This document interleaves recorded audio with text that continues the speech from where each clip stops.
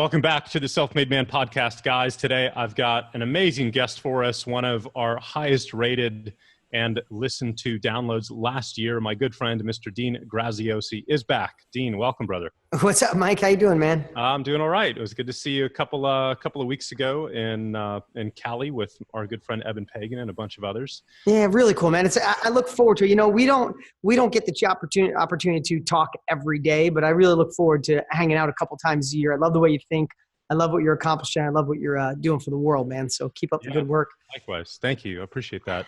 So we've got something in common, which is the fact that we've both ended up in this entrepreneur space as educators and as teachers, which really started as, I guess students in the first place many years ago with this appetite for information that we weren't getting from other sources. And we talked a lot about that in San Diego about the information industry and how it's changed and how it's growing. So I wanted to take an opportunity to pick your brain because you've built one of the single biggest information business empires in the world, hundreds of millions of dollars in sales, if not billions at this point. But talk us through that real quick, your story as an information entrepreneur and how you ended up going down that path. Because I know you got your real start as an entrepreneur in real estate. I did. No, really great question, especially with all the things we're working on. Like at this phase of my life, when I look back, and you know this, Mike, especially all the people you get to serve and you help and you give them a faster track, right? So many times you'll get somebody who you're teaching and when they get you like alone, they're like, all right, Mike, what is the thing? Like, what got you here? How did you break that barrier? Like so many people are trying to just get to that next level. How'd you break through? And I think not the delusion, because I was there too, especially in my 20s when I kind of envied other people being successful, right? I think the delusion is that there's this thing. There's the magic machine. There's the immediate results that happen if you just discover or do this magical potion kind of thing, right? I didn't elegantly describe that, but everybody thinks it's quicker than it is. And looking back, I'm 50 this year, looking back at my success, and yes, I'm blessed to have done over $1 billion in sales in the information business with my brands and my companies. I'm blessed to be a multiple New York Times bestselling author and have courses and had an infomercial still on TV right now for over 20 years. All that sounds good, but I guess I want to start before I answer that question. No matter where you are right now when you're listening to this, I want you to know I didn't forget my roots. And I want you to know wherever you are right now, if your back's against the wall and you're struggling and you're not sure what to do next, I've been there. If you started your business and sales started and you want to know how to scale it without all the complexity, I've been there. I remember wanting to get my first information sale done. I remember wanting to get to 100 grand a year, and then I got to 100 grand a month, and then I got to 100 grand a week, and then I got to 100 grand a day, and then I got to 100 grand every 5 or 6 hours. I've been at all those phases, failed miserably in between, and had some amazing accomplishments. So I just want to anchor this conversation because, Mike, you're real important to me. I appreciate what you do. I enjoy you as a friend, and I love the path of the entrepreneur looking for the next level. So many people they think it's magically going to come upon them when really it takes work and it takes a guide. So to answer that, I could give you a million different habits. I could give you a million different things I've discovered. But when I look back, it was self-education. It was information that I got that allowed me to go faster at every level. So I guess it's a really great question because I never thought about it this way. But I learned at a really young age, Mike, and you probably did too, that hard work didn't equate to success. Like right now, the word hustle's great.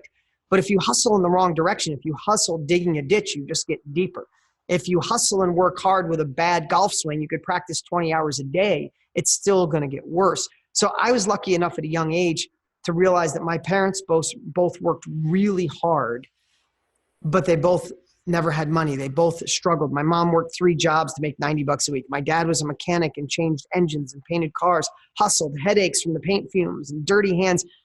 Nothing wrong with any of that, but he didn't get to where he always wanted to go. He always wanted another level and he couldn't find it.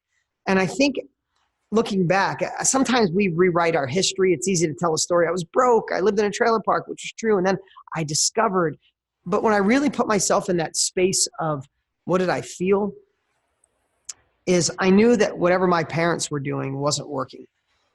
And I needed something different. And I wasn't smart enough for school. my guidance counselor even said, you didn't take your SATs, you're not going to college. Well, maybe you could work at the only factory in town. I heard they're hiring. Like there was no other, I know you've been there, Mike. Like the world didn't present you another option. It was either college, go in debt, and over 50% of Americans who get a degree hate the job they got in. Like only 27% of Americans that got a degree actually get a job in that field, and half of them hate the job. So I had older friends with college debt and a job they hated. So it was either like, go get a job to just pay the bills or go work construction. I was like, oh my God. And I was so blessed that I found another path. And that's the information business, self-education. So if I go back, there was two people in my little town. I grew up in upstate New York, Dominic Affuso and Joey Noto. And both guys, I grew up in a town that was all Italians, right? So and both of these guys started with nothing. I think one of them didn't even get out of high school, but they were both self-made millionaires. And they just seemed happier, Mike. Life seemed to not be so complicated as it was for my parents. And I don't know if gift from God or the universe, whatever you believe in, something made me attracted to them. And another guy named Mark Miller, he was 80 years old when I was in my early 20s. And I became friends with these guys. And I started seeing that if I could learn from somebody who's already been there, I might have to change habits. I might have to change thoughts. I might have to look at the world through a different set of glasses. But they seemed happier. They had money. My parents and my family didn't. And then I started getting momentum. I had a collision shop. I had auto sales. I got my first real estate deal before I was 20 and no money down deal. I started getting apartments. I probably had 15, 18 apartments. I started building houses. I bought a tow truck. I had a little tow truck company. I was starting to build momentum. And then one thing fundamentally shifted all of it. I was already on my way to being a millionaire. I was through real hard work, through blue collar strategy. But I think it was almost, I don't know how to explain it. Like, I willed it and I forced it. I had a lot of stress to get there, a lot of anxiety, a lot of sleepless nights. And then in my 20s was my first taste of the information business. I saw an infomercial with Tony Robbins on it, and I called and I bought this course that my father told me I was insane. You're buying money off of some infomercial. You're buying some knowledge. You're buying information. You'll get a refund. And that course fundamentally shifted my life. Like there were things in there that Tony Robbins said that I was like, holy shit, for lack of a better word. Like, who thinks this way? And then all of a sudden, Tony introduced me to Wayne Dyer and Eckhart Tolle and John Wooden, and he had the Power Talks every month. And I start getting introduced to all these people, and I start realizing that there's a world called self-education. I didn't have college, and I didn't go blue collar, but I got this self-education. And I got so excited about it that within 2 years, in 1998, I filmed my first infomercial. I created a course and a product, and I went on TV. And no, I never did direct response. I never sent a direct mail piece. There was no internet, so I wasn't online. I went straight to infomercial. And man, I was flipping cars and flipping houses to fund this seemingly black hole of trying to share information, get paid, impact people's lives, and make money. It wasn't all, I wasn't trying to be Mother Teresa. I wanted to make money, and I wanted to change people's lives along the way. We had a really similar epiphany. Mine was watching my parents the same, busting their butts every day.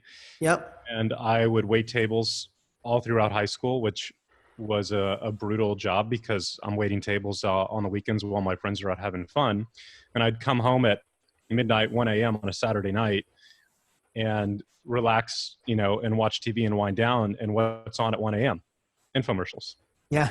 Right. So I found my first infomercial. I wish I could remember what it was, but it was literally, I think, the very first infomercial ever on an info product where it told you how to buy a mailing list of a certain category of customer you wanted to pursue, how to make a little booklet to help them build a table or crafts or hobbies or whatever, and then mail them a sales letter and then have them send you a check back or call a phone number and give you their credit card information and sell your product that way. So I bought that, and I was in college at the time, and probably a sophomore, junior year in college, learned all of the things that I wish I had known going to Texas A&M as a freshman that I didn't know until I was a sophomore, junior, which teachers to get, which dorm to get, what supplies you need to bring. So I ended up buying a mailing list. I found out through that course that you could buy a mailing list of the incoming freshmen next year who had been accepted to the school. And I wrote a little booklet on everything that I wish I had known before I got to school. Wow. I love it. Yeah. And wrote a sales letter for that and mailed out envelopes to, probably 2,000, 3,000 kids, and sold a bunch of these little books. And I wish I had known at the time, but I broke even on that. And I was like, well, that's pretty cool. But if I had known what that really meant at the time, right, exactly. But that was it. And then that hooked me. And so I ended up skipping all of my college classes, and I would spend the entire day in Barnes and Nobles in the marketing section on the floor, reading business books and marketing books all day, and then taking cram courses 3 days before my exams to pass them, with eventually a 2.0. But by that time, I was already down the entrepreneur rabbit hole and really found the same value that you did when it came to info. And that epiphany was, Bill Gates is working 12 hours a day just like I am, and just like someone waiting tables was. The difference is, what are they applying that activity towards, and make it a conscious decision about that changed everything. So yeah, no, and God, you and I both know so many people with that similar story, right? Yeah. But information is what changed my life. And then same with you. I mean, we're in a mastermind together, right? We've gone to Europe, we've gone to France to be in that mastermind. Like it's that important. And along that journey, I think it's like, especially if you're watching right now and your business isn't doing exactly what you want. That means maybe you didn't start it, or maybe you're doing $1 million a month, you want to do $2 million a month. Maybe you're doing $1 million a year, you want to do $5 million a year. Every time is your best thinking, your best capabilities got you to where you were, and they served you well. But the same thinking and the same capabilities that got you out of Egypt are not the same ones that'll take you to the promised land. And I stole that from Dan Sullivan, but a strategic coach. It's like, I always know that if I want to go the next level, I have to find someone who's already done it. I have to learn their mistakes, and I have to learn their accomplishments, and I can go so much faster. I can leapfrog years of my own trial and error. And Mike, you and I know this. Do you ever work on something, you're trying to crack Facebook, or you're trying to find a way to get your students more engaged on a monthly training? Like you're working, like running on a treadmill. And then you go to a mastermind and you sit next to a Mike Dillard or somebody like that, and they go, oh yeah, I was there last year. I just decided I text messaged them every day, and our stick rate went from 3 months to 6. Oh, and here's the text messages. And you're like, oh, I just spent 6 months trying to figure that out. And once I had those epiphanies, those little breakthroughs from Tony Robbins and then all the people he introduced me to, and then just like you, I geeked out on business books and marketing books, and I became a voracious study of people online and not online, but TV and marketing.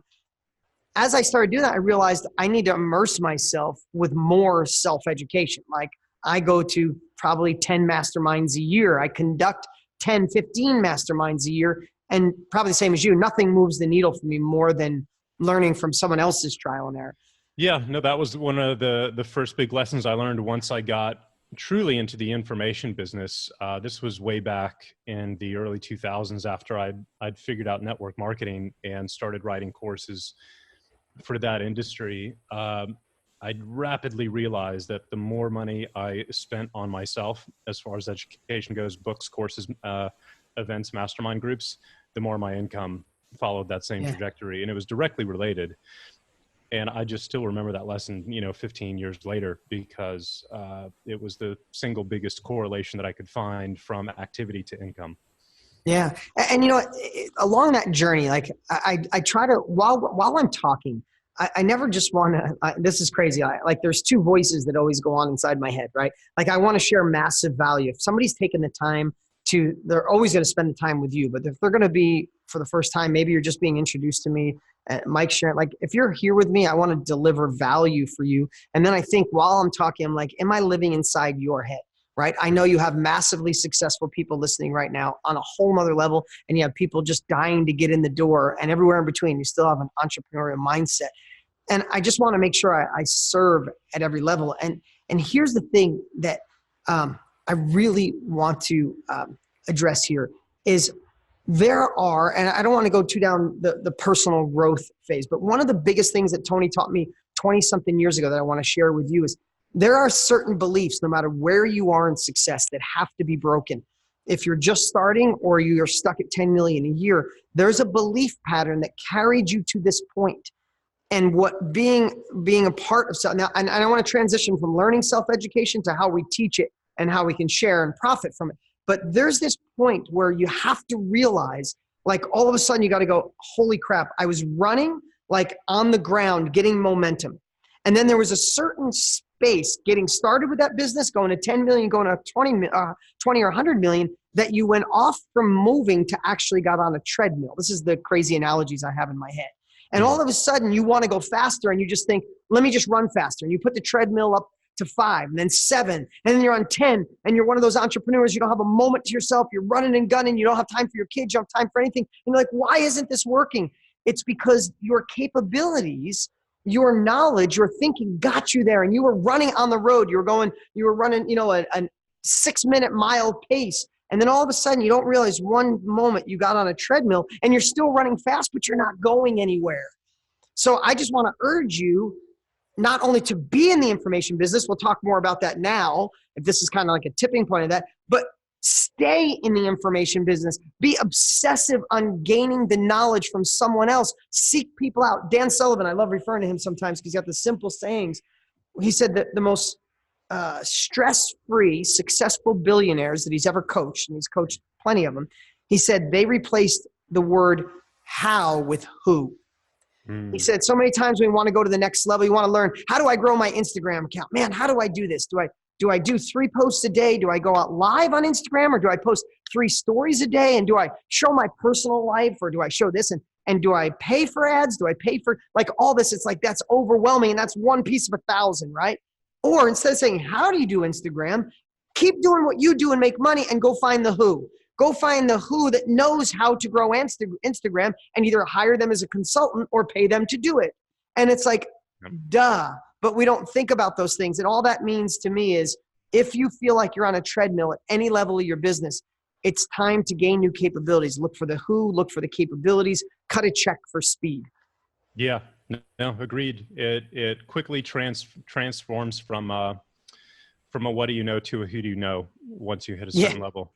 And it really is. I mean, just the ability to tap out and send a quick email to you or others in our mastermind group and just say, hey guys, who do you know that can help with YouTube ads, and get a response, back within a day, and have that problem completely fixed and off your plate, instead of, trudging through it for a year trying to figure that out on your own, is priceless. So it is. Yeah. So well, let's talk about getting in the info business. If somebody's listening to this and they're like, I mean, how much do you do it? Yeah. So we've been geeking out. Tony Robbins and I'm going to talk about what him and I are working on. Yeah. Him and I have been dear friends for about 9 years. And he was a guy that was on my list. If you could have asked me 15 years ago, you could meet anyone in the world, that would have been Tony, because of the impact, because he's the first one, took money from me and transformed my life, right? He's the reason I went in the information business, the reason I did an infomercial. So we hit it off. We were supposed to meet for an hour. We met for 10. And we've just been friends ever since. And we've been talking about doing a project together. And I'll talk more about that later. But we know what self-education did. So we started studying.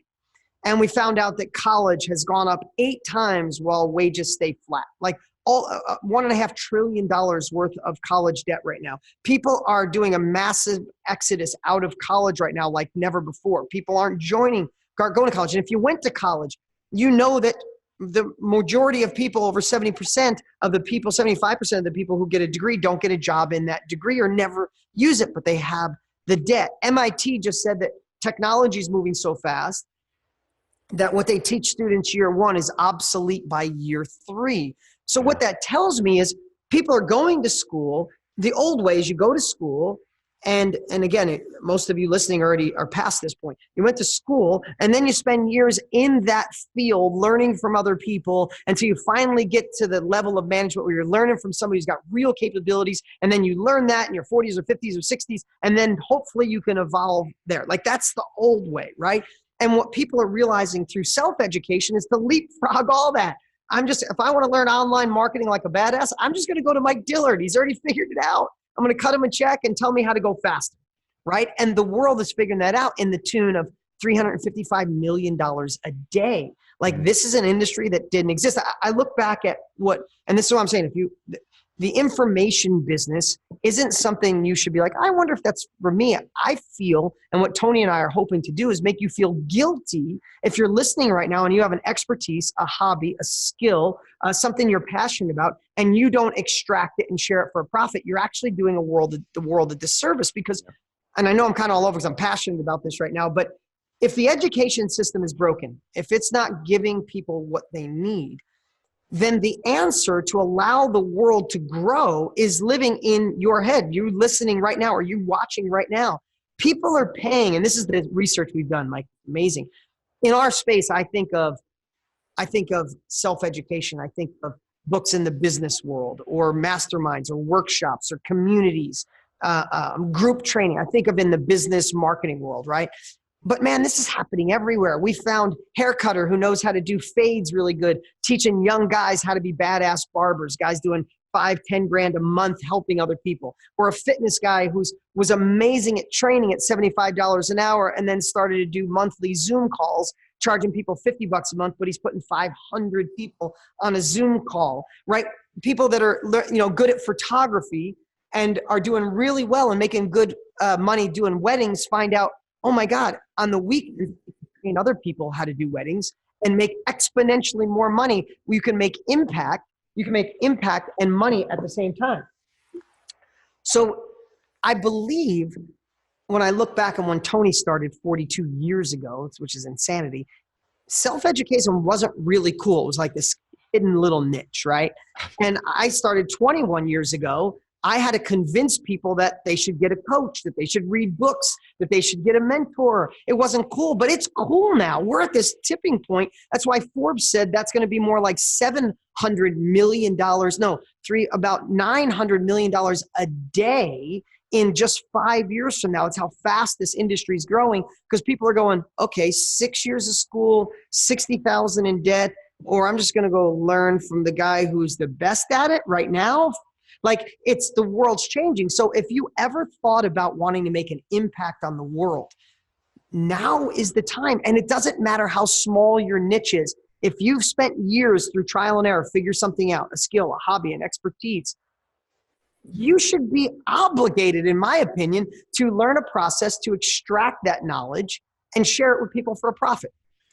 And one thing I want to mention real quick about this is that you do not need anyone's permission to teach. You don't need a degree. You don't need anybody's approval. You don't need to worry about being judged. Wow. That's words I never heard, Mike. I'm so glad. That's so profound. I'm glad you said that today because I know there's some people thinking, am I good enough? Do I need permission? Do I need a degree?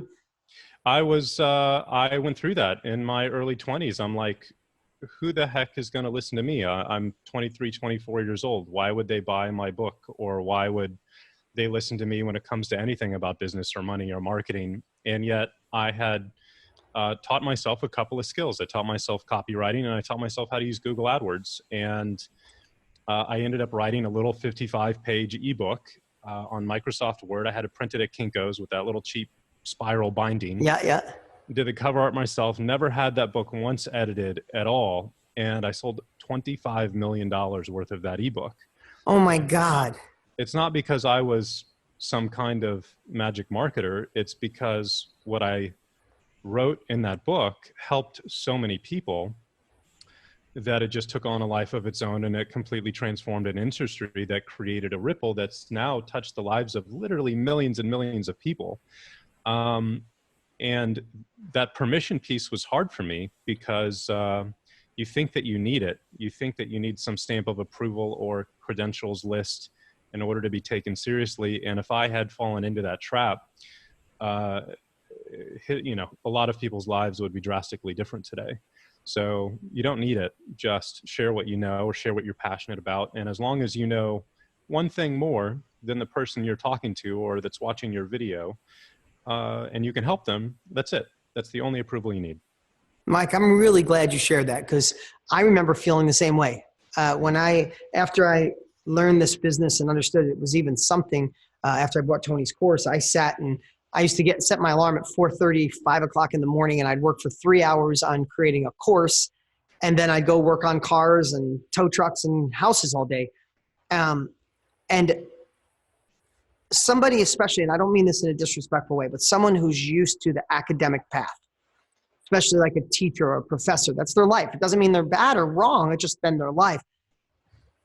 More than one said to me, oh my God, why is someone going to listen to you? And the truth is, after the third person said it, I started to believe it.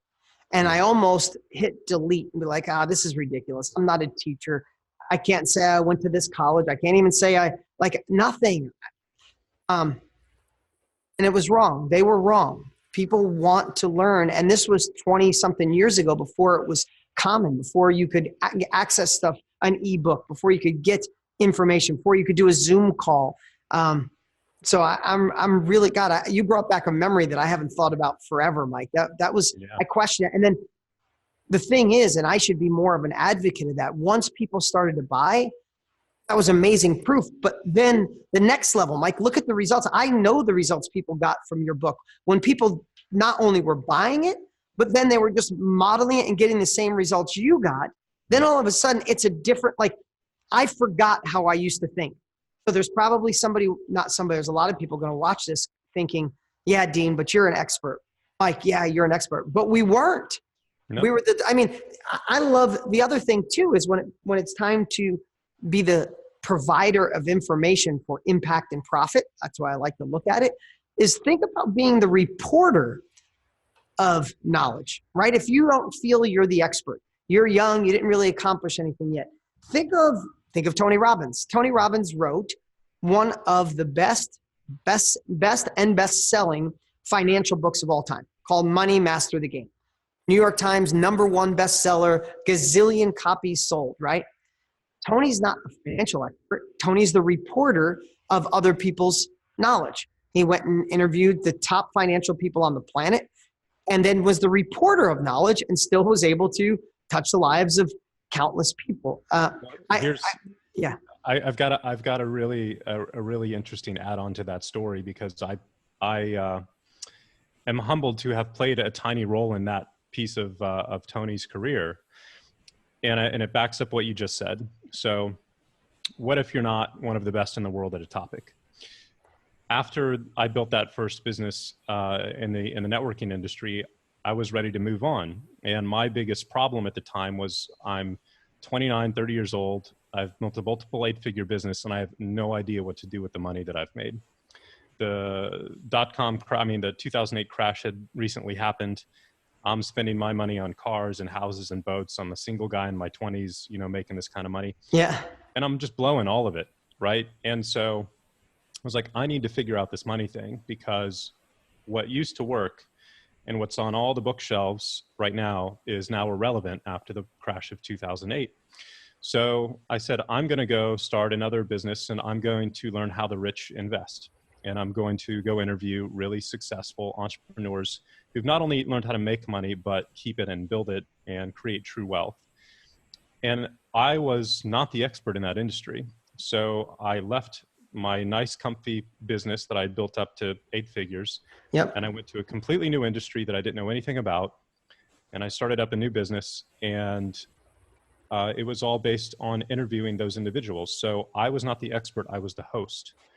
And what was really interesting is when I interviewed Tony on the podcast a couple of years ago, he was a member of that product. So he was inspired by that, and that helped play a role in his book, which was solving the same question. How do you invest in this post-2008 world like the rich? Yep. So I thought that was absolutely mind-blowing that he even knew who I was and that had bought my stuff. So, yeah. That's a really cool story. I had a little role in that too. It's when Tony and I first started being real close.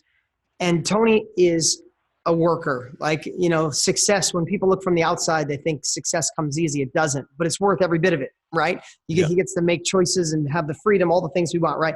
So we're going back and forth, and he had all these names for the book, and he calls me at like 2:00 in the morning, and I see it's Tony, and I'm like, all right, let me answer this. And he's like, he's all fired up. He's in flow. And he's like, dude, I just think I want to name it something simple, like freaking money. Nobody wants me to name it money because they said it's too like in your face. I need to say like the something strategy, the 7 habits. He's like, fuck it. I just want to name it money. What do you think? I'm like, yes, name it money. He's like, okay, right now, could you riff for like 10 minutes on what money means to you through your eyes? You started with nothing, you've done this, you help people. And I literally got off the phone, I riffed for like 15 minutes on money. And a lot of that ended up in the first chapter. So Cool. that was pretty cool, you know, but Yeah. that's such a prime example of, if you want to be in the knowledge business, if you want to be in the information business, don't look at it like I have to be the expert. How the heck am I going to teach this? What am I going to? There's a methodical process. And it's one of the things Tony and I have just totally geeked out on and went deep on, is creating a methodical process to extract your knowledge, right? Not the knowledge that people think you have, your unique ability, your superpower. And then how do you share that, right? But if you don't feel that you're confident, then you do what Mike did. Just become the reporter of other people's knowledge. And then the third way is how Tony started. I didn't realize this, but when Tony and I are working through this course, the first 3 years Tony was in business, he never went on stage. I didn't know that. Tony was the partner. Like, he brokered other people's knowledge. He'd fill events and put Jim Rohn on the stage. He'd fill events and put other speakers, and then they just split the profit right down the middle. So if the knowledge business is exciting to you, which I think it should be exciting to everybody, one of the fastest growing businesses in the world, you get to impact people's lives. We get to fix a flawed system, and we get to get paid really well as this wave of money's coming in. If you're the expert, you should be obligated to share your skill, your hobby, your passion, your talent. If you're not the expert, be the reporter of an expertise of a niche that you want to learn about. And lastly, if not, you could partner with somebody who is the expert. You fill the event, they do the education, and you're in this, knowledge business. Yep. Yeah, absolutely. I mean, how much would this cost if we were turning this into a course right now? $19 for a Zoom link? Yeah. I mean, seriously, who wouldn't pay for this, right? And here's the thing though. I really want you to think about something. Everybody who's listening, not you, Mike, you get this, but I conduct a lot of masterminds, right? And I've been asking them for about a year, like, who in here would like to extract, like, I use that word, I've been using it a lot, but extract something, like a little niche. Like, it used to be have to be what? Like, it could be the smallest niche of what you're good at. I'm good at the selling part. I'm good at the processes. I'm good at creating standing operating procedures, or measuring KPIs, or hiring, or whatever it is. I'm good at gaining confidence. I'm good at selling. I'm good at closing, right? If you could extract that part and people would pay you for that, who in here would like to collect money that way? It's always 99% of the room, right? And I always ask, what would hold you back? And as marketers, I would think, well, how do you sell it, right? But most of the time, it's like, how would I teach it? Like, how do I extract? Like, a lot of us are unconscious competence. So how do we share that? And I think that's one of the things that Tony and I really geeked out on is, and I use the word geeked out, whatever word you want to use it, went deep on, is how do we get people the confidence and show them a process to extract what they're good at, and then reverse engineer it and go after that ideal client that only wants exactly what it is you share. Right. Right. And what's allowed this to be so, I'm inspiring you to get ready to go do this, because not only can you extract your knowledge, identify your perfect client who wants exactly what you teach, right? I mean, I have a live event partner. We've done over $500 million in sales. He could say, I created one of the biggest live event companies in the world. I could say, I created one of the biggest live event companies in the world. Our unique abilities are so far apart. His whole life is KPIs, hiring, processes, systems. He measures the numbers obsessively. I want to throw up when I look at his spreadsheets. I can't do what he does. He's got 500 employees working for him. I know how to engage people to show up for the events, and I know how to educate them. I don't know any of the stuff in the middle. So if you went to him for marketing, you would fall flat on your face. He's terrible. He's never been on camera in his life. But if you came to me to create the standing operating procedures to scale your human resource department, I would die, right? So you extract what you're good at, you identify your perfect client, and then in today's world, again, none of this I'm saying is easy, but we've already forged a path. It's like you can identify that exact person and go after them, right? When I used to be on infomercials, I had to cast a big wide net. I was hoping somebody walked by the TV and thought, oh, maybe I should make money in real estate. Let me listen to this guy. In today's world with Instagram and Facebook and YouTube and social media, you could, if you wanted to go after pregnant moms who make over $100,000 a year, who like, booty bands and yoga, and do it on weekends. You could find that person. Like we can narrow that niche down to search for them and say, hey, how would you like a faster way to get in shape with booty bands and yoga on the weekends? Because that's what I teach. I'm doing a Zoom call, right? Again, I'm not trying to oversimplify it. There's no marketing, but the world has changed. And that's why I'm so excited that Tony and I are actually doing a special training here coming up soon, that he hasn't done something like this in over 10 years. We're going to do a webcast and reveal this blueprint that we've been obsessing in and going deep on for almost a year. So I'm really stoked. This is a guy who changed my life. I admired him. Now we're partners on sharing with the world how to extract their knowledge and share it for a profit. Well, you told me a little bit about that in California a couple of weeks ago. So what's the big plan? What are you guys working on? Yeah. So I'll go a little deeper with you. Kind of been keeping it under wraps because we've been working on it so long. But we looked back at our lives, and again, self-education is what transformed our life. The education system is broken, and our mission, just him and I talk about all the time, is how do we make self-education the new norm? And we're trying our hardest, right? We got 62 years between us. We've touched the lives of millions of people. Our brands have done billions of dollars, and we've impacted millions of people. But how does that legacy continue? Like, we're not going to be here forever, and the world needs this more than ever. And we just thought, how about we create a process to teach everybody with a niche, or somebody who knows someone that's good with a niche or an expertise or a skill? How do we make it common and easy to extract your knowledge, share it with people, impact their lives, and get paid for it?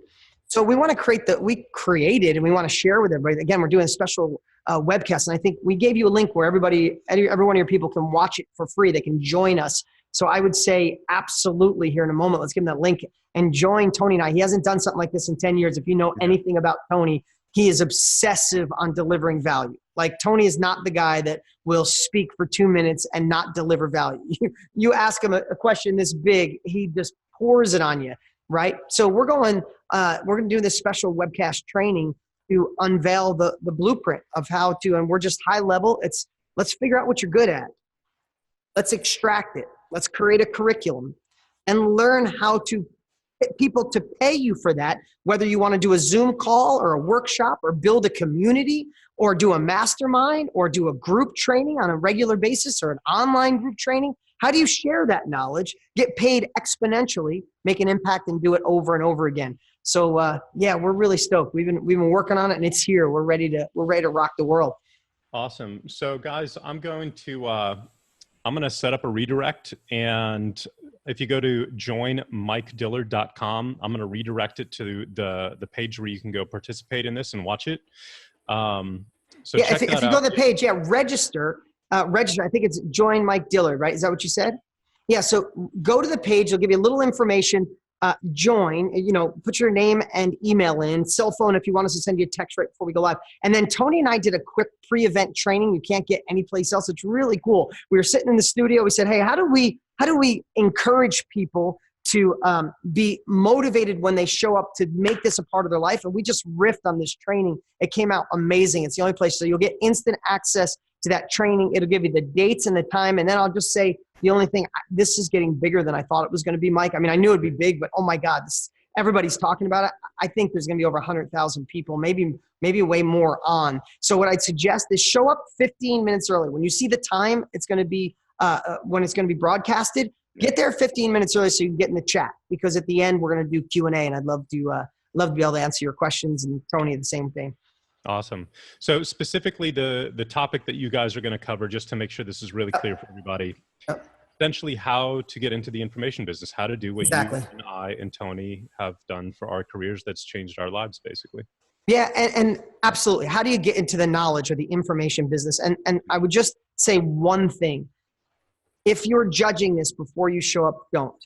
If you're someone that wants to start an online business, you just want to make more money, you want to have more control of your life, but this is something you never thought about, I'm going to encourage you to show up, because we're going to take you on a journey. We're going to tell you our story, but then tell you why, if you want to make money, this is the business you should be in. Because listen, when I'm on stage in front of 1,000 to 5,000 people and I ask, who wants to do a million different things, I'll get most of the people raise their hand. Even making money, most everybody raises their hand. But one thing where everybody raises their hand is I say, when I ask, who wants to make an impact? So if you'd love the opportunity to make an impact on the world and get paid from an emerging industry, then just show up open-minded, and Tony and I will take you on a journey. Yeah, this is awesome. Awesome, guys. I appreciate I'm you, Mike. super stoked. Yeah, I'm super stoked that y'all are bringing your skill set and your history to this, because y'all are two of the best in the world at this, and to have y'all take the time to teach what you're going to teach, I'm going to be there watching and learning. Oh, can't wait, man. Yeah, it's going to be awesome. Well, Dean, thanks so much for your time today, brother. I know you're on a tight schedule, and you're doing a bunch of other podcasts and interviews. So thanks for taking the time to join us. Yeah, no, it's my pleasure. I have to tell you, I'm doing a bunch of podcasts, but it's great because what I share with you is not the same thing I share anyplace else, because you're great at asking questions. Plus we have a connection, we have a friendship, and you brought up some memories today that I haven't thought about in a long time. So I appreciate the great questions. Appreciate all you do, man. I look forward to seeing you on the 30th. Awesome, brother. Thanks, guys. So join MikeDillard.com, and we'll see you there. I'll be there myself watching along with everybody else. See you soon. Love you, brother. Thank you. See you, man. Bye.